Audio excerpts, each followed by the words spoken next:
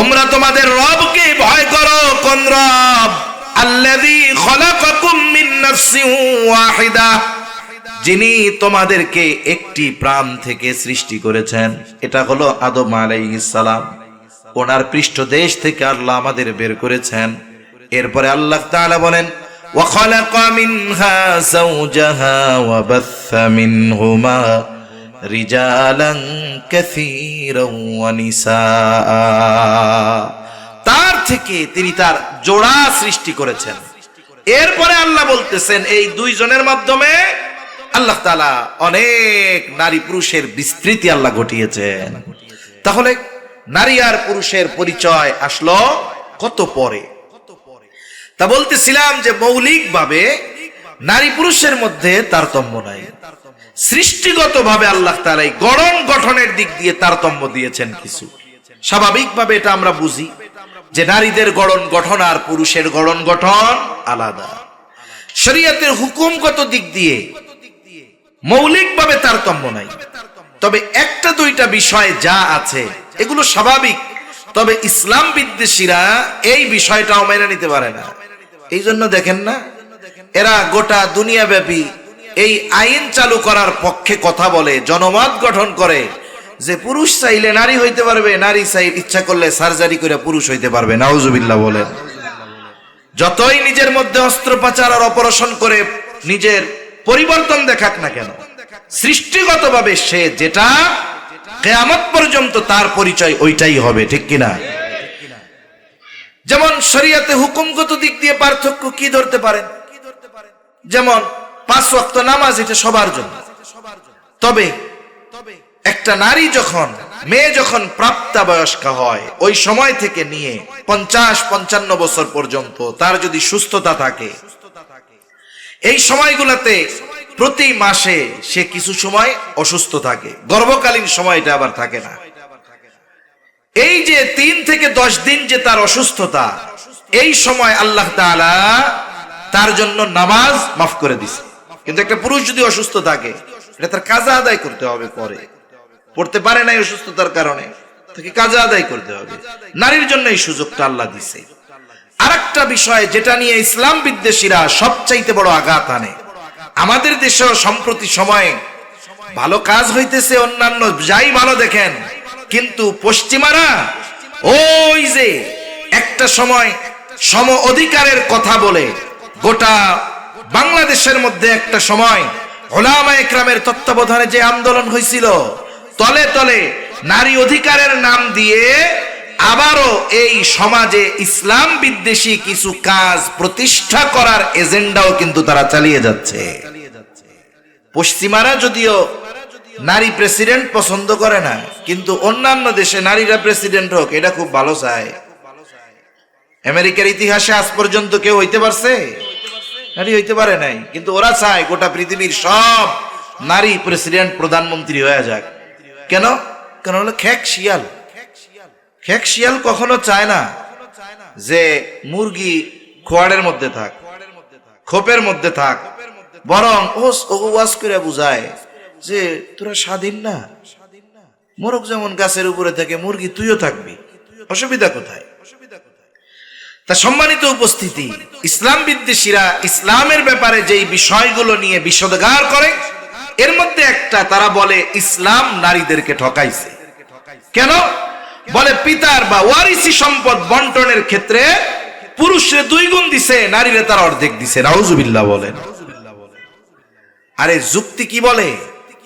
যুক্তির দিকে যদি শরীয়ত যদি যুক্তির উপরে নির্ভরশীল হইতো, পরিপূর্ণ যুক্তির উপরে যদি নির্ভরশীল হইতো, তাইলে যুক্তি বলে নারী কিছু পায় না। যুক্তি কি বলে? নারী কিছু পায় না। ইসলাম তো দিছে তারে পুরুষের অর্ধেক, কিন্তু যুক্তি বলে যে নারী কিছু পায় না। এখন বলবেন কেন? আচ্ছা বলেন তো, একটা নারীর গোটা হায়াতে একটা খাত দেখায় দেন যেই জায়গায় খরচ করা নারীর জন্য ইসলাম বাধ্যতামূলক করেছে। আসেনি এরকম কোন জায়গা যে জায়গায় ইসলাম বলছে নারী এখানে তোমাকে খরচ করতেই হবে, এটা তোমার জন্য খরচ করা ফরজ? একটাও দেখাইতে পারবেন? তাহলে গোটা হায়াতে তার কোনো খরচ নেই, তার কোনো আউটপুট নাই, সব ইনপুট, সব তার আসে। যাওয়ার কোনো রাস্তা তার নাই, ইসলাম তার বাধ্য করে নাই। বরং যারা বলে ইসলাম নারীদেরকে ঠকাইছে, এই মানুষগুলো ইসলাম পূর্ববর্তীকালীন সময়ে নারীর অবস্থার কথা জানে না। যদি ওই সময় নারীর অবস্থার কথা জানতো, ইসলাম পূর্বকালীন সময়, তাহলে এই কথা বলার দুঃসাহস তারা করতো না। আমরা মাঝে মধ্যে বয়ানে শুনি না, জাহেলিয়াতের সময় নারীদেরকে জিন্দা দাফন করে ফেলা হতো। একটা পিতার যদি কন্যা সন্তান হতো, ওই কন্যা সন্তান ভূমিষ্ঠ হবার খবর যদি কোনো পিতাকে দেওয়া হতো, তার চেহারাটা মলিন হয়ে যাইত, অন্তরের দিক দিয়া নিজেরে সে খাটো মনে করা শুরু করত, মানুষের সামনে সমাজে সে চেহারা ডাইকা ডাইকা চলতো, সে মানুষেরা বলবে দেখ ওই যে মাইয়ার বাপ যায়। আবার যতক্ষণ না ওই কন্যা সন্তানকে সে দাফন করতে পারতো, জীবিত মাটিতে পুঁতে ফেলতে পারতো, ততক্ষণ তার শান্তি আসতো না। আল্লাহ তাআলা কোরআনুল কারীমের মধ্যে বলেন, ওয়া ইযা বুশশিরা আহাদুহুম বিল উনসা যাল্লা ওয়াজহুহু মুসওয়াদ্দান ওয়া হুয়া কাযীম। চেহারাটা কালা হয়ে যাইতো, এই সংবাদে খুশি হইতো না। এইখানে আল্লাহ তাআলা কন্যা সন্তান হওয়ারে সুসংবাদ বলে অভিহিত করছেন। ওয়া ইযা বুশশিরা আহাদুহুম, আল্লাহ তাআলা এখানে কন্যা সন্তান হওয়াকে সুসংবাদ বলে অভিহিত করেছেন। কিন্তু জাহেলিয়াতের সময় এই সুসংবাদটা তাদের কাছে লজ্জার হীনমন্যতার কারণ হতো, এজন্য বাঁচতে দিত না। আর পিতার সম্পদে কন্যার অংশ, এটা তো কল্পনা করারই সুযোগ ছিল না। ইসলাম আসলো, কন্যা সন্তানকে সুসংবাদ বলে অভিহিত করা হলো। রাসূল আকরাম সাল্লাল্লাহু আলাইহি ওয়াসাল্লাম জানায় দিলেন, যার দুইটা কন্যা সন্তান হবে, দুই কন্যা সন্তানের কষ্ট সহ্য করবে, তাদেরকে তাদের ভরণ পোষণ ব্যবস্থা করবে, দিন শেখাবে, দিনদার পাত্রের হাতে তুলে দিবে। নবীজি জানায়া দেন, এই কন্যা সন্তানগুলো কিয়ামতের দিন তার জন্য জাহান্নাম থেকে অন্তরায় হয়ে দাঁড়াবে। তাহলে কন্যা সন্তানকে যদি যথাযথভাবে লালন পালন করা যায়, দিন শেখানো যায়, দিনদার পাত্রের হাতে তুলে দেওয়া যায়, তাহলে এই কন্যা সন্তান পরকালে জাহান্নাম থেকে বাঁচার কারণ হবে। সুবহানাল্লাহ। তাহলে ইসলাম নারীদেরকে বেঁচে থাকার অধিকার দিল, কন্যা সন্তান হওয়াকে সুসংবাদ বলে অভিহিত করলো। শুধু তাই না, সম্পদের মধ্যে তার অংশ সাব্যস্ত করলো, কন্যা হিসাবে তার অধিকার প্রতিষ্ঠা করলো, স্ত্রী হিসাবে তার অধিকার প্রতিষ্ঠা করলো, সাথে সাথে মা হিসাবে তার অধিকার প্রতিষ্ঠা করলো। এই জন্য একটা কন্যা সন্তান যখন দুনিয়ায় আসে, আল্লাহ তাআলা জানায় দিলেন এটা কিন্তু সুসংবাদ। এই জন্য কন্যা সন্তান হইলে ওই জাহেলিয়াতের সময় চেহারাটাকে কালো করা যাবে না। অনেক সময় অনেকে আশা করে প্রথমটা যদি পোলা হইতো ভালো হইতো, তাই না? আরে দাদা নইলে বেটা, পুরুষ মানুষ, সে চিন্তা করছে যে ছেলে হইলে ভালো হইতো, কিন্তু দাদি তো মহিলা না, ওই দাদিও চায় যে আমার পোলার ঘরে প্রথমে একটা পোলা হোক। আর যদি একটা দুইটা পর পর কন্যা সন্তান হয়, তাইলে তো মনে করেন ওই বাড়িতে ওই মহিলার টিকা থাকাই দুষ্কর হয়ে যায়। কিন্তু সায়েন্স বলে, বিজ্ঞান বলে, কন্যা আর দেওয়ার মালিক তো আল্লাহ। দেওয়ার মালিক কে? ছেলে হোক মেয়ে হোক অথবা একেবারে না হোক, দেওয়ার ক্ষমতা কার? আল্লাহ তাআলা। ইয়াহাবু লিমান ইয়াশাউ ইনাসা ওয়া ইয়াহাবু লিমান ইয়াশাউ যুকুর আও ইউযাওয়িজুহুম যুকরানান ওয়া ইনাসা ওয়া ইয়াজআলু মান ইয়াশাউ আকীমা। আল্লাহ তাআলা যাকে চান পুত্র সন্তান দেন, যাকে চান কন্যা দেন, যাকে চান দুইটাই দেন, আবার যারে চান কোনোটাই দেন না। সবগুলোর ক্ষমতা আল্লাহ তাআলার হাতে। তবুও দৃশ্যমান বিষয় যেটা আধুনিক বিজ্ঞান বলে, কন্যা সন্তান হওয়ার পেছনে যদি দোষী ধরা হয়, তাইলে মহিলার চাইতে পুরুষের দোষটা বেশি। কিন্তু দোষ একতরফা ভাবে চাপানো হয় মহিলার উপরে, এটা কখনোই ইনসাফ নয়, এটা কখনোই কাম্য নয়। তার মানে কন্যা সন্তান যখন ভূমিষ্ঠ হয়, আনন্দিত হওয়া দরকার। সাথে সাথে একটা কন্যা যখন জন্ম নেয়, বাবার ঘরে যখন থাকে তার পরিচয় হলো মেয়ে। এই কন্যা সন্তানের সকল খরচ বহন করতে ওই পিতা বাধ্য। বলে কতদিন? ওই কন্যার যতদিন বিবাহ না হবে ততদিন। 20 বছর হইছে বিবাহ হয় না, বলে বাপ খরচ বহন করতে বাধ্য। 22 বছর হইছে বিয়া হয় না, বলে খরচ করতে বাধ্য। কতদিন? কন্যা সন্তানের খরচ চালাতে পিতা বাধ্য, অভিভাবক বাধ্য। বলে যতদিন ওই কন্যা সন্তানের বিবাহ না হবে। তবে যদি ছেলে হয়, ছেলের ক্ষেত্রে বাপ বাধ্য কয়দিন?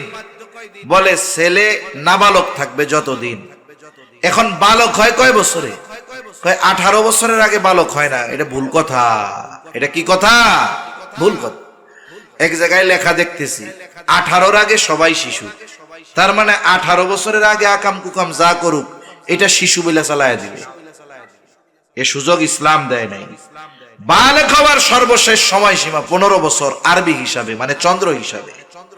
যদি 15 বছর হয় চন্দ্র হিসাবে, তাইলে ইংরেজি হিসাবে 14 বছর 7 মাস এরকম হয় আর কি। একটা ছেলে 14 বছর 7 মাস বয়স হইলে এরে আর নাবালক বলার কোনো সুযোগ নাই। এর আগেও হইতে পারে। ফুড পয়জনিং এর কারণে এখন 8-10 বছরে হয়ে যাইতে পারে, 11তে হইতে পারে, 12তে হইতে পারে, 13তে হইতে পারে, 14তে হইতে পারে। তবে 14 বছর 7 মাসের পরে একে আর নাবালক বলার কোনো সুযোগ নাই। এখন ওর বয়স 15 বছর হয়ে গেছে। বাপ যদি বলে এখন থেকে আমি তোমার স্কুলের খরচ দিতে পারবো না, তোমার প্রাইভেটের টাকা দিতে পারবো না, স্কুলের বেতন দিতে পারবো না, বলেন তো এই কথা বলার অধিকার বাবার আছে না নাই? আছে। কিন্তু মেয়ের ক্ষেত্রে এই কথা বলার সুযোগ নাই। তুমি বালেগা হয়ে গেছো, এখনো বিয়া হয় না কেন? তোমার খরচ দিতে পারবো না, কামাই করে খাওয়াও, বলতে পারবে? বলার সুযোগ নাই। তার মানে দেখেন, মূলত বাবার ঘরে আল্লাহ তাআলা নারীকেই অধিকার বেশি দিয়েছে। আবার ছেলে মেয়ে দুইজনই বিয়ের উপযুক্ত হইছে। বাপ মা সবাই মেয়েটার বিবাহ দেওয়ার জন্য পেরেশান। ছেলেটার বিয়ার বয়স হইছে, ওর ব্যাপারে কারো চিন্তা নাই। অথচ আল্লাহ তাআলা অভিভাবকদের বলে দিছে যে তোমার অধীনস্থ বিবাহ উপযুক্ত যে হবে, দাস দাসী হয় হোক, তাদেরকে তোমরা বিয়ে দিয়ে দাও। আদেশটা কার? আল্লাহ তাআলা বলেন ওয়ানকিহুল আয়ামা মিনকুম ওয়াস-সালিহিনা মিন ইবাদিকুম ওয়া ইমাইকুম ইন ইয়াকুনু ফুকারা ইউগনিহিমুল্লাহ। এক কথায় অধীনস্থ যারা বিবাহ উপযুক্ত তাদেরকে তোমরা বিয়া দিয়া দাও। আদেশ হলো অভিভাবকের উপরে। অনেক সময় অনেকরে দেখছি মেয়ে যখন জন্ম নিছে, সুন্দর মতো মেয়ের নামে মেয়ে হয়েছে, তো এই জন্য মেয়ের জন্যই উদ্দেশ্য করে 10টা গাছ লাগাইছে, মেহগুনি গাছ, ফাঁকা জায়গা লাগাইছে। মেয়ের বিবাহের সময় মেয়েও চিন্তা করে বাপ টাকা পাইব কই। মা চিন্তা করো না, 10টা মেহগুনি গাছ লাগাইছিলাম না, ফাঁকা জায়গায় লাগাইছিলাম, খুব লম্বা হইছে, এটা দামও অনেক হইব, মিনিমাম 10 লাখ। তুমি চিন্তা করো না। কেন?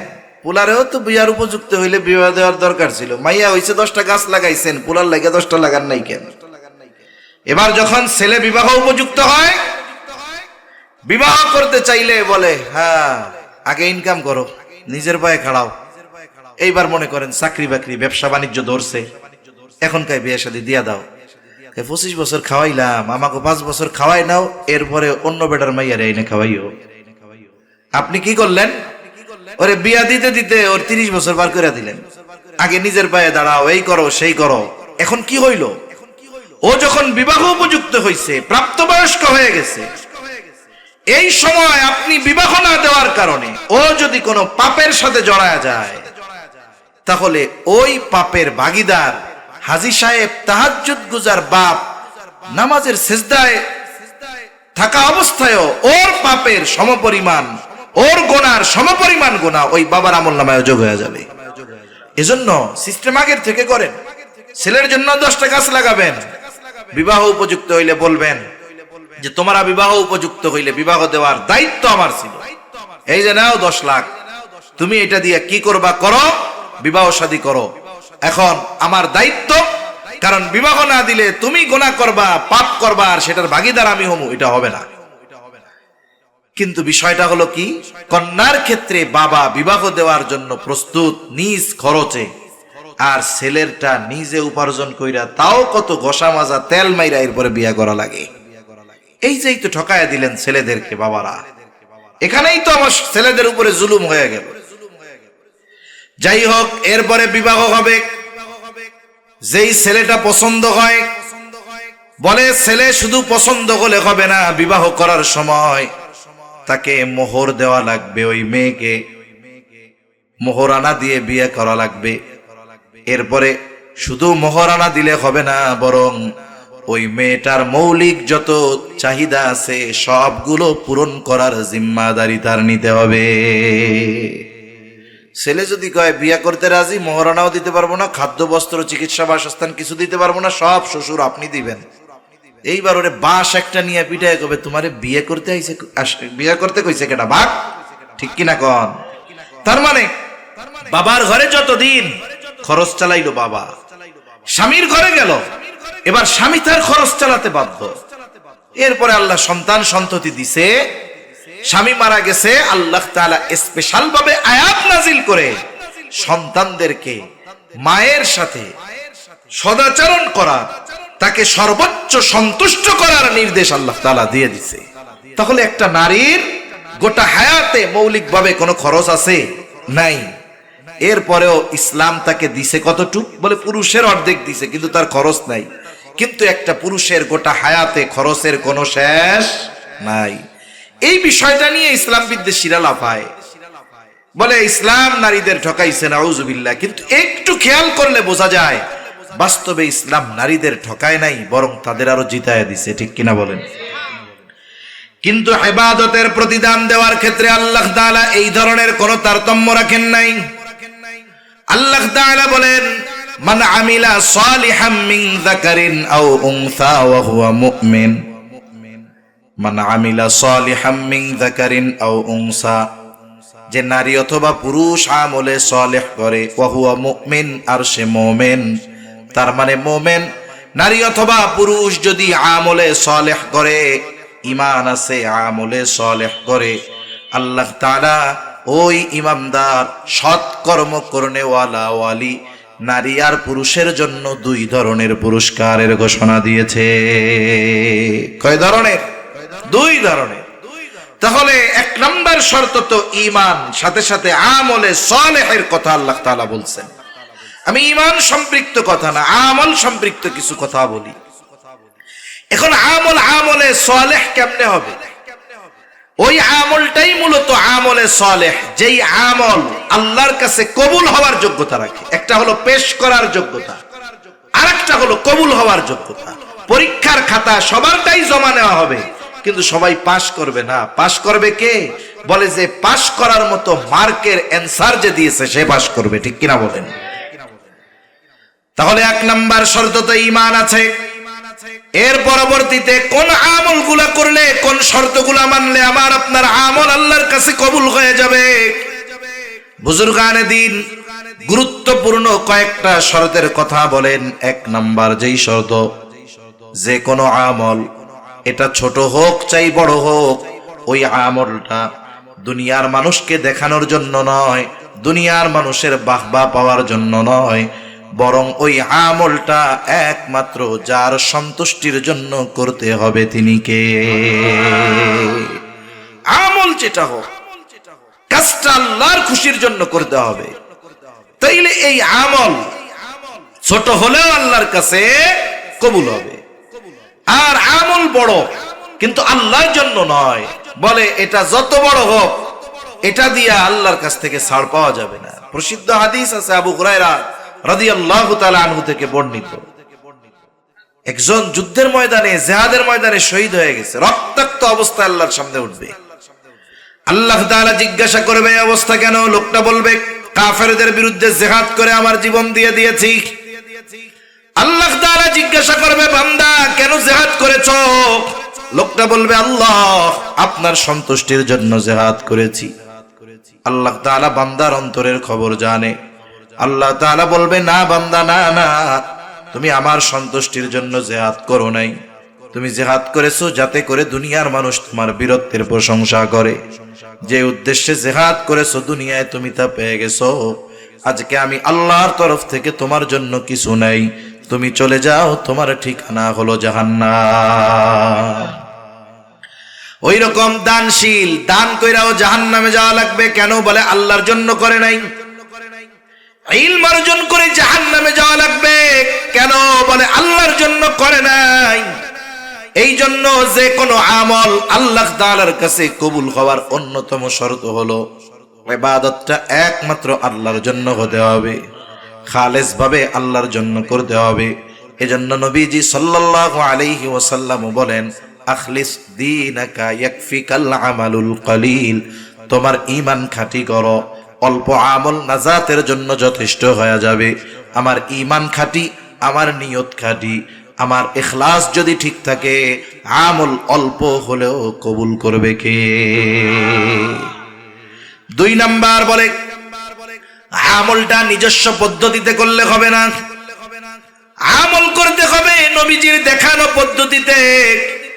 বলে এই পৃথিবীতে এমন কোন আমল নাই যেই আমলের পদ্ধতি আমার আপনার নবী দেখায়া যান নাই। বরং দুনিয়াবি কিছু কাজ আছে, এগুলাও যদি নবীর তরিকায় করা হয় ওইটা আমল বলে গণ্য হয়ে যায়। সুবহানাল্লাহ। আর যেগুলো আল্লাহ তাআলার হুকুম নিষেধ, এগুলো নবীজি প্র্যাকটিক্যাল ভাবে দেখায় দিয়েছে। এই জন্য যে কোনো আমলের ক্ষেত্রে পদ্ধতিটা হবে নবীজি সাল্লাল্লাহু আলাইহি ওয়াসাল্লামের। নবীর তরিকায় ইবাদত করতে হবে। কেউ যদি পাকনামি কইরা নিজে নিজে নিজের পদ্ধতিতে করতে চায়, কাজ হবে না। কাজ হবে? কাজ হবে না। এজন্য এমন কোন ইবাদত নাই যেই ইবাদতের পদ্ধতি নবীজি দেখায়া যান নাই। নামাজের আদেশ করছে আল্লাহ, নামাজের পদ্ধতি আল্লাহ কোরআনে বলেন নাই। নামাজের পদ্ধতি আমাদেরকে শিখাইছেন মুহাম্মাদুর রাসূলুল্লাহ সাল্লাল্লাহু আলাইহি ওয়াসাল্লাম। নবীজি সাহাবায়ে কেরামরে প্র্যাকটিক্যাল ভাবে শিখাইছেন। এইভাবে ধারাবাহিকতার ক্রমান্বয়ে আমরা নবীর থেকেই শিখছি। তার মানে দেখেন, কোরআনে নামাজের আদেশ আছে, পদ্ধতি নেই। নামাজের আদেশ করেছে আল্লাহ, আর নামাজের পদ্ধতি শিখাইছে মুহাম্মাদুর রাসূলুল্লাহ সাল্লাল্লাহু আলাইহি। হজের নির্দেশ আছে, কিন্তু প্র্যাকটিক্যাল ভাবে হজ কেমনে করবে? নবীজি বলেন, খুযু আন্নী মানাসিকাকুম। কিভাবে হজের আনুষ্ঠানিকতা করতে হবে, কিভাবে হজ করতে হবে, আমার থেকে শিখে নাও। তার মানে এমন কোন আমল নাই যেটার পদ্ধতি নবীজি শিখায়া দেন নাই।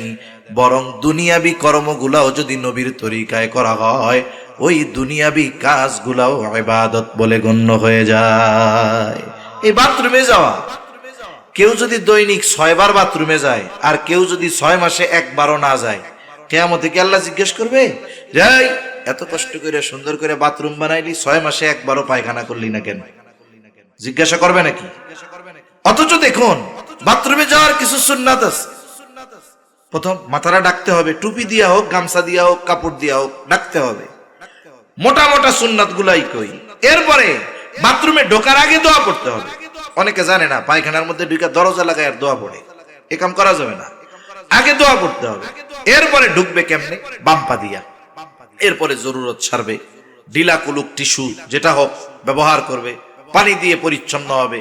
এরপরে বের হবে ডান পা দিয়ে। এখন তো যার ঘরের মধ্যে যত পায়খানা, বলে সে তত আধুনিক মানুষ, ঠিক কিনা বলেন?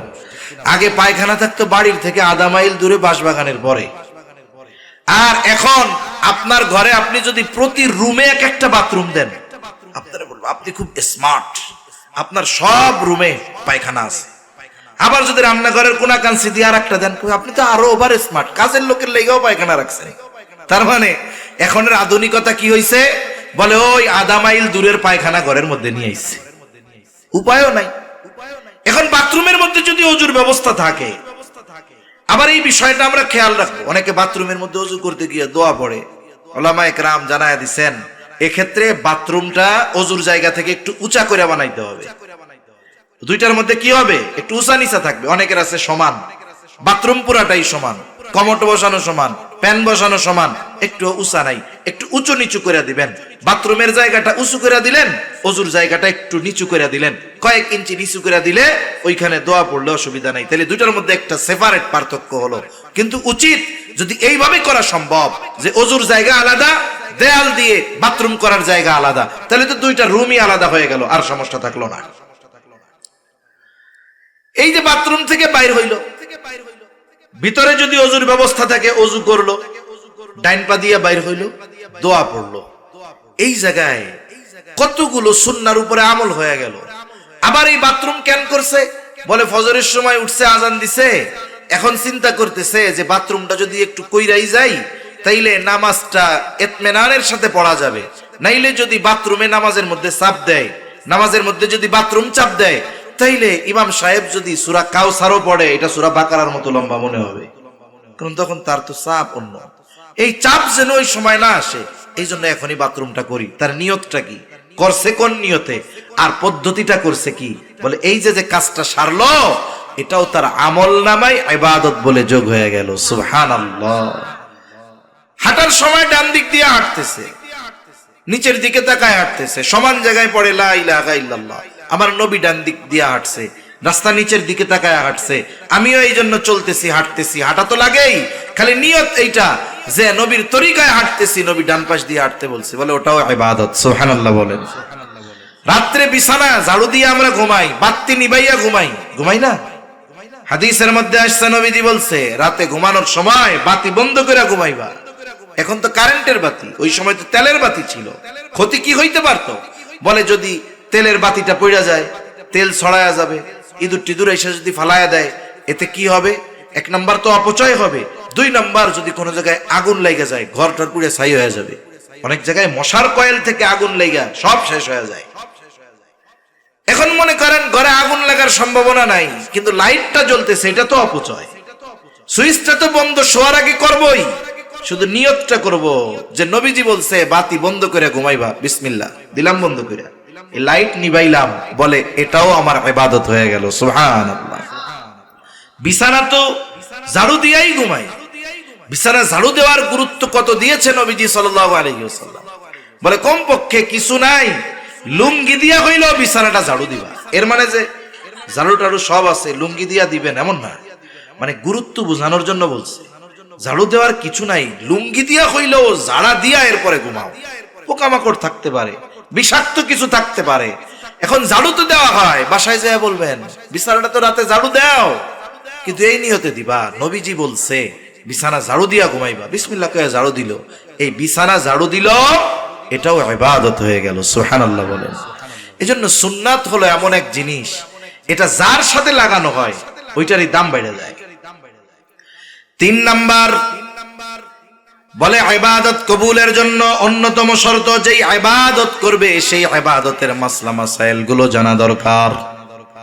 এজন্য নবীজি সাল্লাল্লাহু আলাইহি ওয়াসাল্লাম বলেন, তলাবুল ইলমি ফরিদাতুন আলা কুল্লি মুসলিম।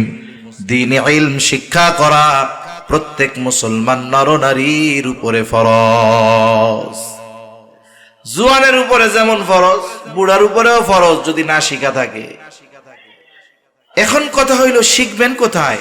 ছোটদেরকে তো দিয়া দিলেন এই নুরানি মাদ্রাসায়, কারণ ক্লাস 3-4 পর্যন্ত নুরানি যেই ছেলেটা পড়ে, জরুরতে দিন, ওর যতটুকু দিন শেখা জরুরি, দরকার, ফরজ, ওই নুরানির বাচ্চা তো শিখা গেছে। অনেক মুরব্বী আছে যতটুকু দিন শেখা ফরজ এখনো শিখতে পারে নাই। আপনি শিখবেন কেমনে? পদ্ধতি আছে। এক সময় খানকায় গিয়া শেখা যাইতো, হক্কানি পীর মাশায়েখের কাছে গিয়া, কিন্তু এখন অনেক সময় দেখা যায় অনেক আহলে হক পীর সাহেবরা আছেন, ওনার মুরিদের সংখ্যা এত বেশি, ওনার কাছে মাসলা শুনবেন কি, গোটা হায়াতে 2-4 বার মুসাফাও করা যায় না, হয় না? ভিড়ের কারণে এরকম, ওইখানে শিখতে পারলেন না। এখন কি করবেন? আপনার মসজিদ আছে, আপনি আমি যদি আপনার ইমাম রে বলি, ভাই ইমাম সাহেব হুজুর দ্বীনি ইলম যতটুকু শেখা দরকার আমরা তো জানি না, আমরা তো কাজকর্ম করে খাওয়া লোক, পরিশ্রমী লোক, মাদ্রাসায় ভর্তি হওয়া সম্ভব না, আবার যে 3 চিল্লায় চলে যাবো এটাও সম্ভব নয়। আপনি এক কাম করেন, এশার নামাজের পর আমাদের আধা ঘন্টা সময় দিয়ে একটু সূরা কেরাত সহ যেগুলো দরকার আস্তে আস্তে একটু শেখায়া দেন। আচ্ছা বলেন তো, কোন মসজিদের ইমাম সাহেব কি এই কথা বলবে নাকি যে না না না আমার ব্যস্ততা বেশি, আমি সূরা টুরা শিখাইতে পারবো না? বলবে? বরং যদি মুসল্লি আগ্রহী হয়, ইমাম দ্বিগুণ আগ্রহের সাথে তাদেরকে শেখানোর চেষ্টা করবে। কিন্তু শিখতে চায় না কেন? কারণ চিন্তা করে আমার পোলা তিনটা থাকে হলো ইটালি, আমি হলাম মসজিদের সেক্রেটারি, আমি যে দোয়ায় কুনুত পারি না, এটা হুজুর জানলে আমার ইজ্জত থাকবো?